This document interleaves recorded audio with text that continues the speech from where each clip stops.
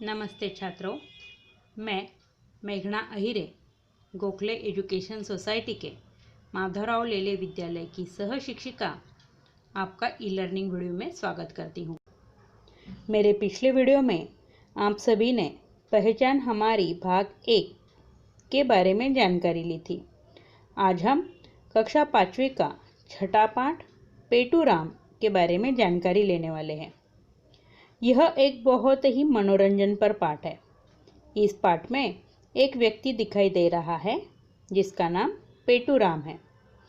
नाम से ही हमें पता चलता है कि पेटूराम यानी जिसका पेट बहुत ही बड़ा है, ऐसा व्यक्ति।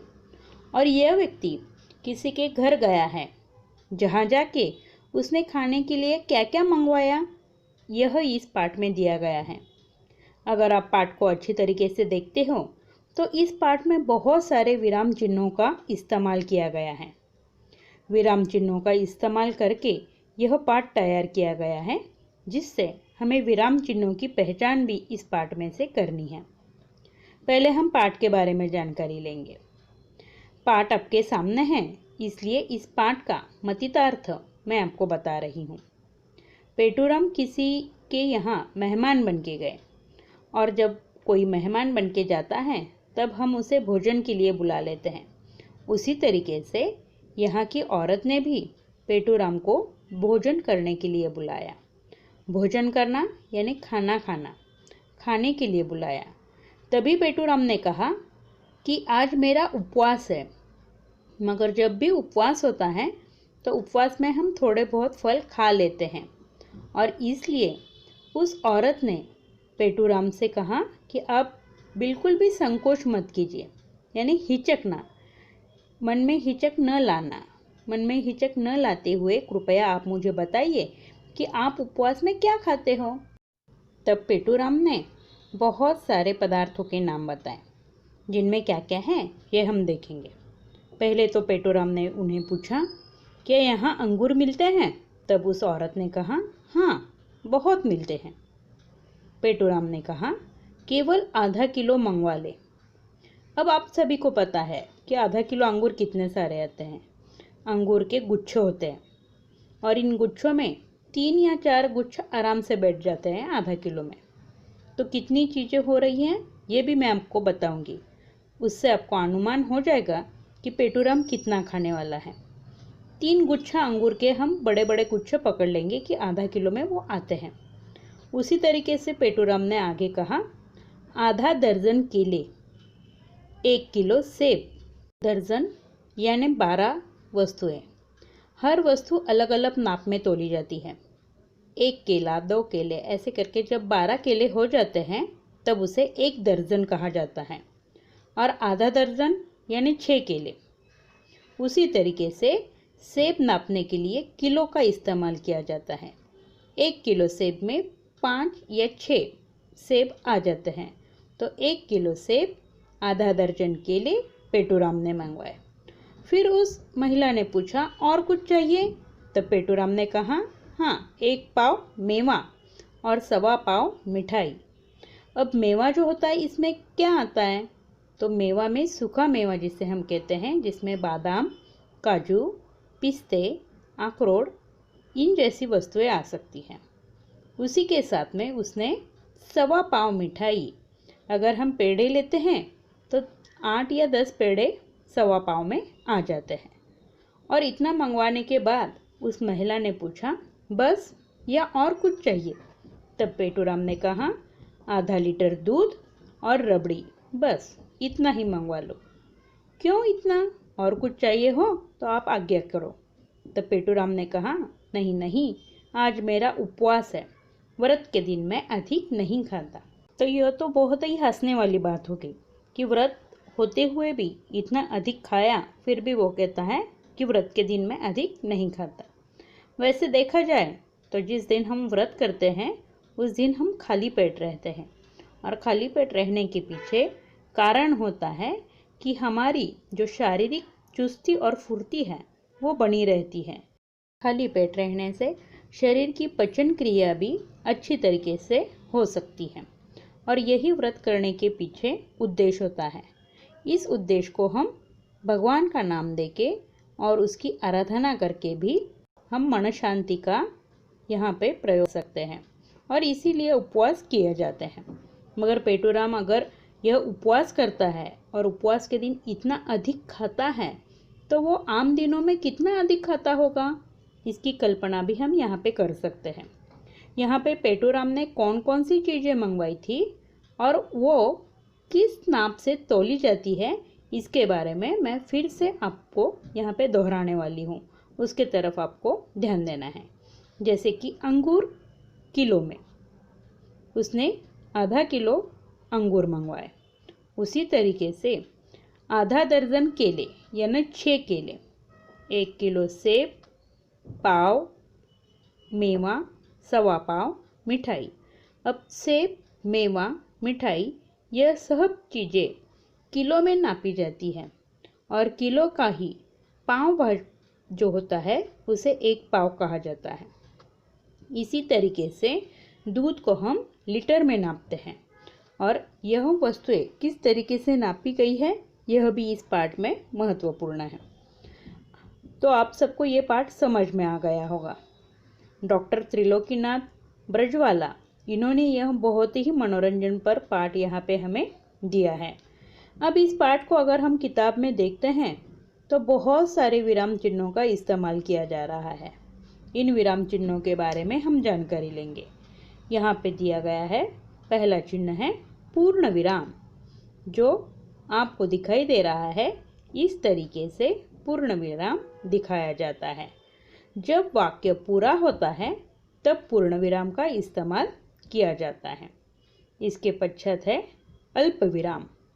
जब कुछ शब्द लेके हमें रुकना होता है तब हम अल्प विराम का इस्तेमाल करते हैं। जैसे कि पाठ में हमें दिया गया है आधा दर्जन केले, 1 किलो सेब। तो आधा दर्जन केले के बाद हमें थोड़ा सा रुकना है और इसलिए यहाँ पे अल्प विराम का इस्तेमाल किया गया है। उसी तरीके से पाठ में अल्प विराम दिए हुए और कौन से वाक्य हैं यह भी आपको ढूंढना है। उसके आगे है प्रश्नवाचक चिन्ह, जो आपके सामने आपको दिखाई दे रहा है। प्रश्न पूछने के बाद दिए जाने वाला जो चिन्ह होता है इसे प्रश्नवाचक चिन्ह कहा जाता है। जब भी वाक्य में हमें किसी से प्रश्न पूछना हो तो उस वाक्य का लय कुछ अलग सा होता है और इसके बाद हमें प्रश्न चिन्ह देने का यहाँ पे प्रघात है। उसके बाद आगे आया है विस्मयादि बोधक चिन्ह। जब हमें किसी वस्तु पे विस्मय होता है यानी आश्चर्य होता है तब ये विस्मयादि बोधक चिन्ह दिया जाता है। जैसे कि पाठ में विस्मयादि बोधक चिन्ह कहाँ दिया गया है, देखो मैं आपको वाक्य बताती हूँ। आप भोजन कीजिए मैं, और उसके बाद डैश डैश करके विस्मयादि बोधक चिन्ह का इस्तेमाल किया गया है। जब किसी वस्तु से हमें विस्मय या आश्चर्य होता है तभी इस चिन्ह का इस्तेमाल किया जाता है। उसके आगे दिया गया है अर्धविराम। वाक्य आधा होने के बाद अर्धविराम का इस्तेमाल किया जाता है। जैसे कि पाठ में दिया गया है नहीं नहीं आज मेरा उपवास है। यहाँ पे हमें थोड़ा सा रुकना पड़ता है। अब तक वाक्य आधा हुआ है इसलिए हमें यहाँ पे अर्धविराम का इस्तेमाल करना पड़ता है। उसी तरीके से पाठ में और एक चिन्ह दिया गया है, उसे कहा जाता है अवतरण चिन्ह। जब हम बोलते हैं तो ये वाक्य किसी और ने बोला, ये समझने के लिए यहाँ पे अवतरण चिन्ह का इस्तेमाल किया जाता है। पाठ में बहुत सारे यानी हर वाक्य में अवतरण चिन्ह दिया गया है, क्योंकि यह वाक्य एक तो पेटूराम ने बोला है, नहीं तो पाठ में जो महिला हमें दिखाई दे रही है उस महिला ने ये वाक्य बोले हैं। इसलिए इस पाठ में अवतरण चिन्ह का भी इस्तेमाल बहुत बार किया गया है। अब हिंदी की पढ़ाई करते वक्त आपको इन सभी ही बातों का ध्यान रखना है कि जैसे कि मराठी में आप लोग वाक्य पूरा होने के बाद पूर्ण विराम देते हो, उसी तरीके से हिंदी में भी वाक्य पूरा होने के बाद पूर्ण विराम दिया जाता है। मगर पूर्ण विराम दिखने में मराठी का पूर्ण विराम और हिंदी का पूर्ण विराम अलग अलग है, यह बात यह बात आपको ध्यान में रखनी है। अल्पविराम, प्रश्न विराम, विस्मयादि बोधक, अर्धविराम और अवतरण चिन्ह, इन सभी चिन्हों का इस्तेमाल हिंदी तथा मराठी दोनों भाषाओं में किया जाता है।